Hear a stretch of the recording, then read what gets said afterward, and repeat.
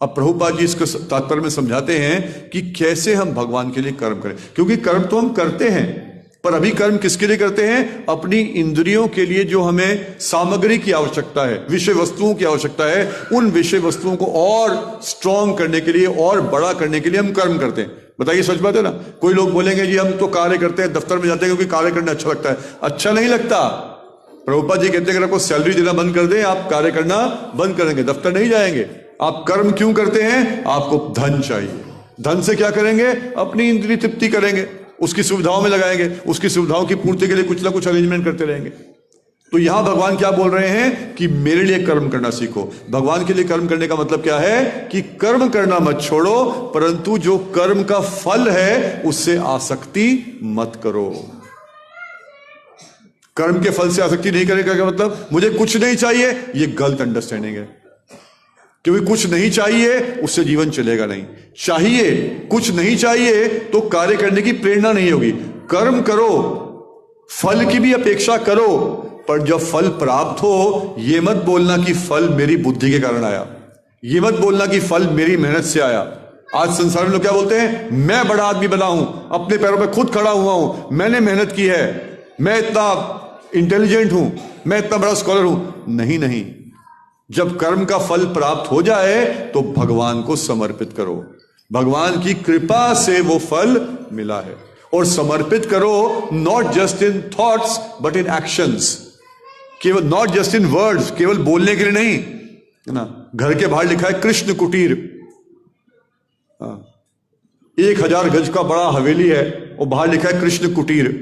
वो अंदर जाएंगे तो पता व्यक्ति सच बोला था, क्योंकि हवेली तो 1000 गज की अपने लिए है, अंदर किसी अलमारी में छोटा से डिब्बे में कृष्ण बैठे होंगे तो कृष्ण के लिए कुटीर ही है, उनके लिए कुटिया बनाई हुई है। ये नहीं है। तो इसलिए नॉट जस्ट इन वर्ड्स, सब कुछ भगवान का है, पर क्या भगवान का है? एक छोटा सा अलमारी में कमरा उनका है। नहीं नहीं नहीं, प्रभुपाद जी कहते हैं फल से अनासक्त होने का मतलब है कि फल को लाओ और लाकर भगवान को समर्पित कर दो, भगवान के चरणों में दे दो। इसीलिए भगवान ने गीता में बोला कि जब भी मेरे पास आओ खाली हाथ मत आओ, पत्रम पुष्पम फलम त्वयं, कुछ ना कुछ लेकर आओ। और विशेषतः गृहस्थ भक्तों के लिए, क्योंकि हम ये जीवन यापन कर ही नहीं सकते कुछ कार्य किए बिना। कार्य करेंगे ही करेंगे, और हर कार्य में दोष है, कर्म दोष, हर कर्म में दोष है। आप कोई भी व्यापार करेंगे, किसी व्यापारी के पास जाएंगे, उसको बोलेंगे भाई चीज दे दो, वो बोलेगा जी 890 रुपए की है, हम बोलेंगे थोड़ा भाई कम कर दो। अरे भैया मैं एक पैसा वैसे ही नहीं कमा रहा, एक भी पैसा नहीं कमा रहा इसमें, बोलेगा ना। आप हर व्यापारी को बोलेंगे भैया थोड़ा डिस्काउंट कर दो, और हर व्यापारी बोलेगा इसमें मेरा कोई एक पैसा नहीं मिल रहा। प्रभुपाद जी कहते हैं अगर एक पैसा नहीं मिल रहा तो व्यापारी क्यों कर रहा है भाई? वो क्या कर रहा है? झूठ बोल रहा है। और ऑब्वियसली बोलना पड़ेगा, वरना उसका जीवन चलेगा नहीं, उसका बिजनेस चलेगा नहीं। हर बिजनेस में झूठ। आप नौकरी करेंगे उसमें भी झूठ बोलना पड़ेगा, कुछ ना कुछ बहाना बनाना पड़ेगा। बच्चे स्कूल में जाने से बहाना बनाते हैं। तो कुछ जो भी हम कर्म कर रहे हैं, हम कुकिंग कर रहे हैं, फायर अग्नि दी, उसमें कोई कीटाणु आके मर गया, उसका दोष। तो हर कर्म में दोष है। तो इसलिए क्या करना पड़ेगा? उस कर्म का जो फल मिल रहा है उसको हमें प्योरीफाई करना पड़ेगा, उसको शुद्ध करना पड़ेगा। उसको शुद्ध कैसे करेंगे? उसको लेकर भगवान के चरणों में अर्पित करेंगे, भगवान के चरणों में ऑफर करेंगे, तो फिर वो शुद्ध हो जाएगा। जैसे भगवान को भोग लगाते हैं, तो आप सबको एक्सपीरियंस है, भगवान को भोग लगाते हैं तो प्लेट में कम नहीं होता, ना भटूरे कम होते, ना छोले कम होते, ना राजमा कम होते, ना पकोड़ा कम होता है, पर कम क्या होता है? कर्म कम हो जाता है। जो कर्म दोष था वो कम होता है। भगवान कर्म दोष को हटा देते हैं, इसलिए बोलते हैं सैंक्टिफाइड फूड, शुद्ध। हम प्रसाद जिसको बोलते हैं वो क्या है? भगवान की थूक मिली है उसमें। थूक किसकी थूक? कृपा की थूक मिली है, भगवान की कृपा मिली है उसमें। तो बस ऐसा नहीं कि बस केवल माखन मिश्री लेके चले गए ठाकुर जी के सामने, खुद तो खा रहे हैं बड़े बड़े पिज्जा बर्गर और ठाकुर जी के सामने माखन मिश्री लेके चले गए। तो जो भी हम कर्म कर रहे हैं उससे जो फल प्राप्त हो रहा है वो हमें भगवान को अर्पित करना चाहिए। यही भगवान का संदेश है, यही कर्मार्पण है, और यही भगवान के लिए कर्म करना है। क्योंकि यदि कर्म से जो फल मिला भगवान को दे दिया, इसका मतलब वो कर्म किसके लिए किया था? उन्हीं के लिए किया था। जैसे जब इस्कॉन संस्था नई बनी, अभी बन रही थी, श्रील प्रभुपाद अमेरिका में गए तो कुछ नहीं था, कोई सुविधा नहीं थी। प्रभुपाद तो अकेले, आप सब जानते हैं, 40 रुपए लेकर गए। इतनी बड़ी संस्था कैसे हो गई? बड़े बड़े दिग्गज महारथी प्रभुपाद जी के साथ जुड़े, प्रभुपाद जी की कृपा से जो प्रभुपाद जी के शिष्य लोग जुड़े है ना, परम पूज्य गोपाल गिरी गोसाई महाराज जी वहां काम करते थे, पेप्सी कोला कंपनी में काम करते थे और वहां कर्म करते थे। पर कर्म करने के बाद जब उनको फल मिलता था, फल क्या मिलता था? सैलरी मिलती थी। 100% सैलरी प्रभुपाद जी को जाकर ऑफर कर देते थे। परम पूज्य सतस्वरूप दास गोसाई महाराज, नाम सुने आप सबने ना, सतस्वरूप दास गोसाई महाराज। उस टाइम कुछ सुविधा नहीं थी, प्रभुपाद अकेले थे और प्रचार करना है, एक एक पैसे की आवश्यकता थी।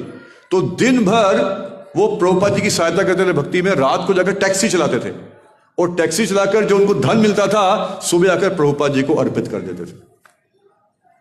ब्रह्मानंद प्रभु, ब्रह्मानंद प्रभु, एक बार प्रभुपाद जी ने बोला कि जो है आपका भगवान को अर्पित करना चाहिए।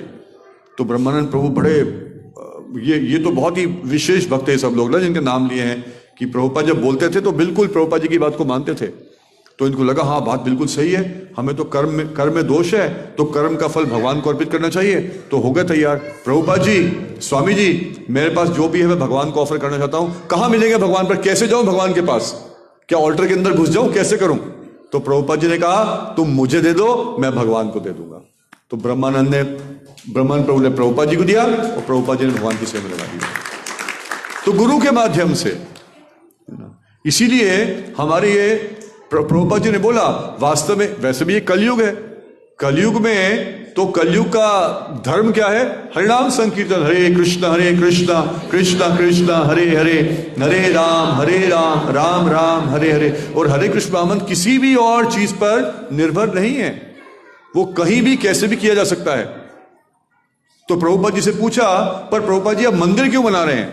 हमने सुना आपका भी कोई वेव सिटी में नया मंदिर बन रहा है ना, नया मंदिर बन रहा है। तो मंदिर क्यों बना रहे हैं? अभी दिल्ली में ऑलरेडी 17 मंदिर हो गए हैं, एक और बन रहा है, मंदिर क्यों बन रहा है? प्रभुपाद जी ने कहा मैं तो पेड़ के नीचे बैठ के कर सकता हूं। क्या? हरे कृष्णा कृष्णा कृष्णा हरे हरे, हरे राम राम राम हरे हरे। पर आप कैसे करोगे? आपको तो ऑपुलेंस की आवश्यकता है, ऐश्वर्य की आवश्यकता है, एक स्थान की आवश्यकता है। वहां पर जाओगे, ठाकुर जी का बड़ा सुंदर श्रृंगार देखोगे, इतनी सेवाएं, भक्तों को देखोगे, सेवाएं होती हुई देखोगे, भक्तों से मिलोगे, उनसे शिक्षा लोगे, तभी तो समझ पाओगे कि जीवन का लक्ष्य क्या है। तो मुझे मंदिर की आवश्यकता नहीं है, पर आप सबको मंदिर की आवश्यकता है, इसलिए आप सबके लिए मंदिर बना रहा हूं। इसीलिए प्रभुपाद जी ने मंदिर बनाए, 108 मंदिर विश्व भर में बनाए और अभी उनकी कृपा से दुनिया में 1000 के करीब मंदिर हो चुके हैं और बढ़ते जा रहे हैं। पर कैसे बनेंगे? प्रभुपाद जी कहते हैं, यही 12वें अध्याय का जो 10वां श्लोक पढ़ा उसमें ही कहते हैं, हर कार्य के लिए कुछ आवश्यकता है, धन की आवश्यकता है, सुविधा की आवश्यकता है, श्रम की आवश्यकता है। अब हमारा चित्त भगवान में लग नहीं सकता, हम योगाभ्यास कर नहीं सकते, भक्ति योग के नियमों का कठोरता से पालन कर नहीं सकते, तो क्या हम बिल्कुल गए क्या काम से? भगवान कहते नहीं, जो कर रहे हो वो करते रहो, परंतु उसके फल से अनासक्त हो, उसके फल को लो और भगवान के चरणों में ऑफर कर दो। अपने श्रम को भगवान के चरणों में ऑफर करो, अपनी बुद्धि को भगवान के चरणों में ऑफर करो, अपने धन को भगवान के चरणों में ऑफर करो। इसलिए बोलते हैं चैतन्य चरितामृत में, प्राणे अर्थे धिया वाचा, हर व्यक्ति भक्ति कर सकता है, कोई ये नहीं कह सकता कि भक्ति नहीं कर सकता, मेरे पास कुछ नहीं है। सबसे बड़ी चीज भगवान वहां बोलते हैं चैतन्य महाप्रभु, प्राण, अपने प्राण दे दो। यहां भी ये बोला था, भगवान ने ये बोला ना, प्राण दे दो, अपना प्राण, अपना जीवन दे दो। कई भक्तों ने पूरा जीवन भगवान की सेवा में लगाया हुआ है, सब कुछ छोड़ दिया, किसके लिए? ठाकुर जी की सेवा के लिए। सबसे उत्तम है अपना प्राण भगवान की सेवा में लगा दो, जीवन लगा दो। पर नहीं, प्रभुपाद जी समझाते हैं लेक्चर, नहीं मैं तो नहीं कर सकता, पूरा जीवन कैसे दे पाऊंगा, मेरी अपनी भी इच्छाएं हैं, मेरा अपना भी परिवार है, मेरा अपना भी मन है, मैं कैसे करूंगा? तो कोई बात नहीं, अर्थ लगाओ। अर्थ का मतलब जो धन कमाया है वो धन भगवान की सेवा में लगाओ, उसके माध्यम से ठाकुर जी की सेवा करो।